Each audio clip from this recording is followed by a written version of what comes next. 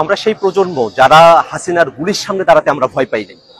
অতএব কারো ভাঙ্গা ডিমে আমাদের কিছু যায় আসে না। বরং এই ঘটনার মধ্য দিয়ে আবারও প্রমাণিত হয়েছে যে আওয়ামী লীগ একটি সন্ত্রাসী সংগঠন। আওয়ামী লীগ যে জন্মগতভাবে এবং প্রকৃতিগতভাবে সন্ত্রাসী সংগঠন, তারা সন্ত্রাস করবে। তারা বাংলাদেশের মানুষ যারা স্বাধীনতাকামী আছে, বাংলাদেশপন্থী মানুষেরা আছেন, যারা জুলাই অভ্যুত্থানের পক্ষে শক্তি আছেন, তাদের উপরে তারা হামলে পড়বে।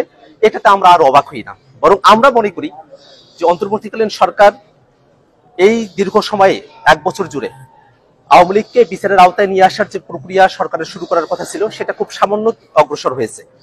আওয়ামী লীগের যেসব সন্ত্রাসীরা বাংলাদেশ থেকে পালিয়ে এসেছে, তারা বিদেশের বিভিন্ন জায়গায় তারা এখনো সন্ত্রাসের শখ করছে।